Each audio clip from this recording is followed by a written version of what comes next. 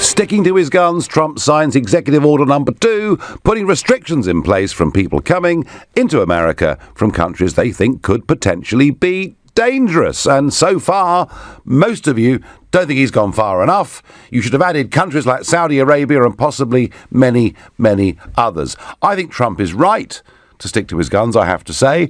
I wonder what Nathaniel in West Norwood thinks. Hi, Nigel. How are you doing? You're okay? Good evening. I'm fine. And you? Now, far away, Nathaniel. What do you think? Well. I like to pull over, okay, and take my keys out because of the new UK laws. It always make a comment about this.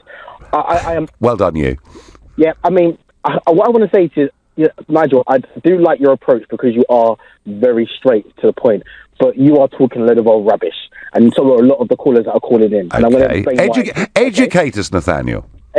First and foremost, okay, historically, basically, United States of America is built on the premise of immigration. So there is no one there that has a divine right to be in America except for the American Indians, okay? The British and a load of other countries went there, took over their lands, brought over people and enslaved them, and made the country what it was today. The UK, or the British Empire, went around the world and raped and pillaged country after country. Now, bringing it into the modern day... hang on, Nathaniel. It's hang on. Didn't we bring medicine? Didn't we bring education? Didn't we bring some good things too? One of the biggest industries in the UK was slavery. Am I not mistaken? I mean, I went to Liverpool and I saw the museum that was... And Nathaniel, we abolished it and we then stopped other Western countries using the slave trade. We were the guys that actually first recognised it was morally wrong. I mean, come on. Anyway, listen, you and I could argue history forever, but tell me something. Of course. Come up to the present day. Come up to the present day. Right. Yeah. So what you've got is this, okay? Well, what you said is rubbish, but anyway. Understand this, okay? Britain and United States have gone in and destabilised a lot of that region. Whether you like it. No, I think you're right. That's what they've gone in and done. Yeah, that's what they've gone and done. And then what you can't then do is don't destabilise not just countries or regions in countries, but a continent or continents. Because you've gone in and done it in in Syria, Iraq, Iran, Libya. Yep. The Taliban was created by the CIA, which was an American organisation to fight the Russians. The problem is that people seem to forget what's happened before to understand what's going on now. This is a comeuppance, and this is what's happened. Do you think? Look what happened in Libya. They had free education, free healthcare. We ousted Gaddafi. Yep. And now look at the situation that you've got out there. And I'm saying to you is this: okay, we have terrorism, yeah, but we are not immune to that because we have been terrorists ourselves. We need to, if we are supposed to be global leading countries, we need to be mindful enough to implement policies and strategies which help people, not to go around destabilizing nations for our own personal gain. Well, Nathaniel, let me just say this. Let me just say this. Given the way this call started, and with, in my view, the utter baloney you were talking about slavery, when we should be rather proud of the fact we got rid of it first and enforced it and stopped the others from doing it.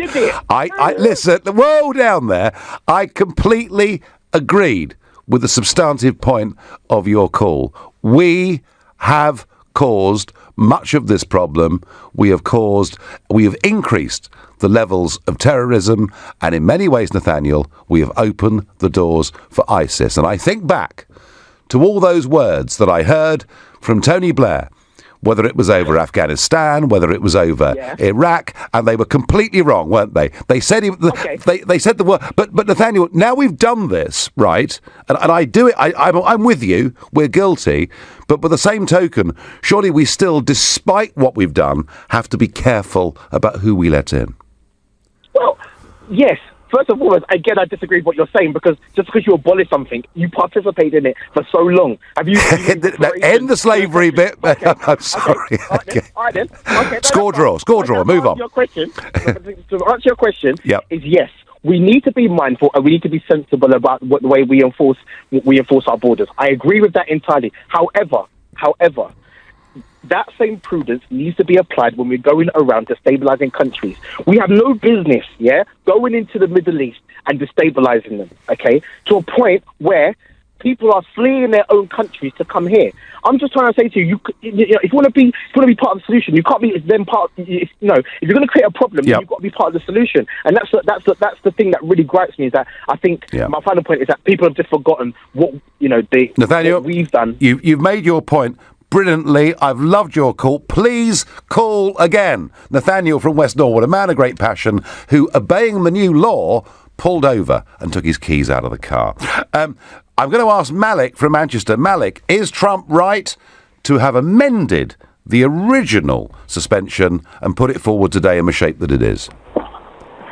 I don't know where to start, but I actually parked as well, because I'm absolutely... it's either I'm a fool or an idiot to stop and actually listen to this program, because I knew I'd get angry. Right. And I think I've just calmed down a bit now. All right. Sorry, Malik, why were you convinced that you'd get angry? Tell me. Well, I'm angry because it's a complete... Like the guy in the European Parliament, and he said, you're a liar, and he is. So if you are ready, and you talk about political correctness, be courageous, Nigel, and listen. I'm going to listen, Malik. I mean, I'm all ears, mate. Far away. Right. What is it you gaining from attacking Islam and Muslims week in, week out? How dare you, last 2 weeks, you mentioned about the reformation of Islam. What do you know about my religion to even say that? How dare you, sir? How dare you? Okay, You invaded our countries. You've given our land, Israel. You gave it to white Europeans. You've taken two American continents with 70 million dead over 200 years.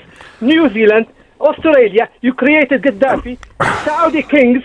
You created Saddam Hussein. You created Al Qaeda. You created ISIS.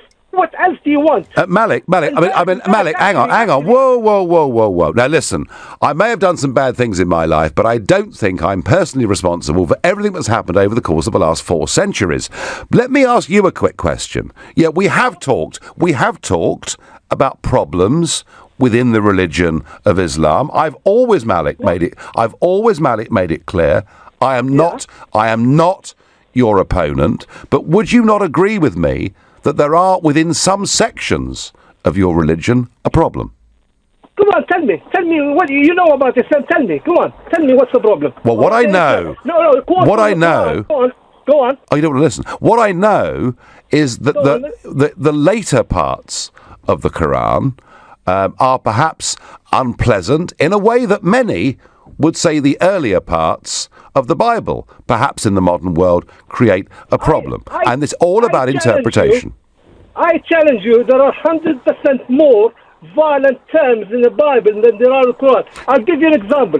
Tell me one instance in history where a conqueror entered a city and let everyone free. Tell me. Give me an example. Malik, go on. Malik, if we're going to have a theological debate, and there isn't time now, you're quite right.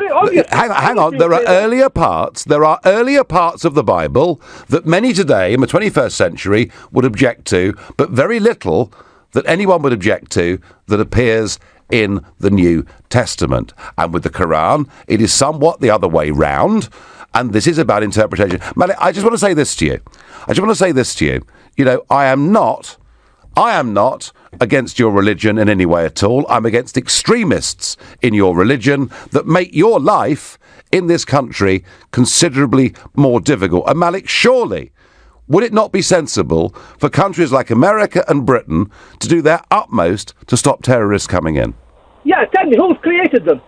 Well, Malik, I cannot, and I do take your point, and the previous caller, Nathaniel, made a similar point. I was against the Iraq war. I was against the Libyan war, for goodness sake. It isn't all my fault.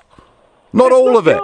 It's the other dark forces, and you're just a pawn in their game. I tell you who's the evil of this. It's the distraction, which is Israel, creating all these ISIS and the rest of them. Well, and if you tell me now, Malik, I think we are heading into prejudicial territory here, because when I hear people objecting to the very existence of Israel, I begin to ask myself where religious tolerance begins and where it ends.